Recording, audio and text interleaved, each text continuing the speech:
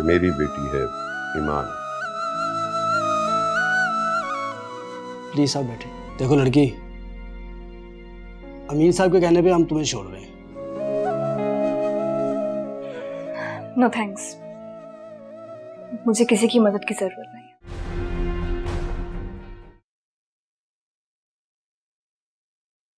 आप लोगों ने मुझे यहाँ क्यों रोका हुआ है? बात क्या है? बताते हैं कि आपको क्यों रोका हुआ यहाँ पे। छलनी हुए जख्म दिल पे लगे, हमसे हर पल रही तू खफा जिंदगी, दे जरा सा मुझे आसरा जिंदगी, कोई जीने की दे दे वजह जिंदगी। जी इंस्पेक्टर। इन्हें यहाँ किसने बुलाया? मैंने बुलाया। क्यों? क्या आप इनको नहीं जानती?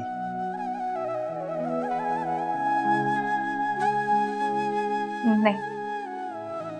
ये आपकी बेटी नहीं है?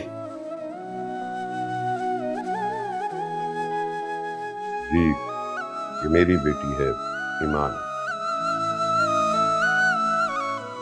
प्लीज आप बैठे।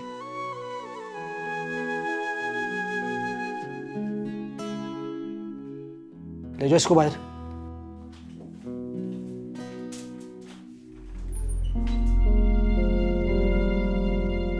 देखें मीन साहब, इसका सुतेला बाप इसको किसी झूठे केस में फंसाना चाहता है और मैं ऐसा चाहता नहीं हूं। आपको पता है कि इस तरह के केसेस में मीडिया जो है वो बात को कितना उछालता है। मेरी बात आप समझ तो रहे हैं? जी, मैं सब समझता हूँ। सारे मामले को खत्म करने के लिए आप कितने पैसे लेंगे?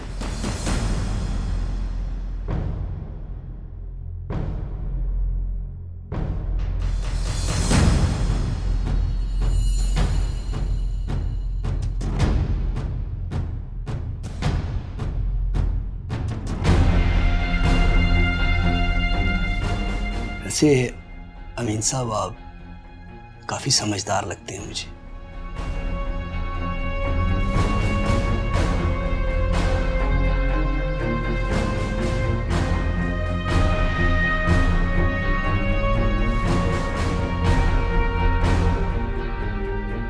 लड़की को अंदर ले आओ।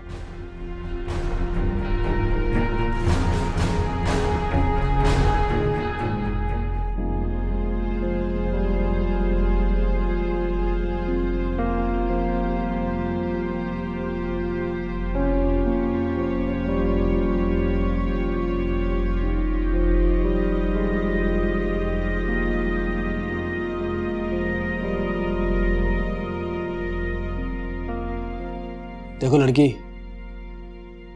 अमीन साहब के कहने पे हम तुम्हें छोड़ रहे हैं। नो थैंक्स, मुझे किसी की मदद की जरूरत नहीं है।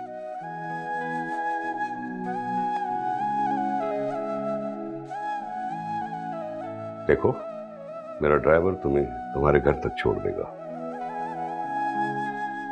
नहीं जाना मुझे आपके साथ। जब मेरी माँ मर रही थी, तकलीफ में थी, मैंने आपको कॉल किया, आपने मेरी कॉल रिसीव नहीं की।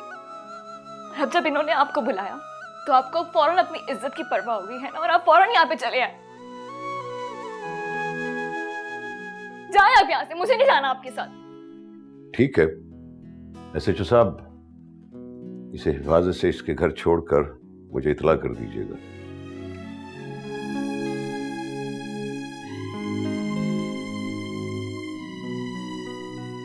इन्हें क्यों बुलाया था आपने?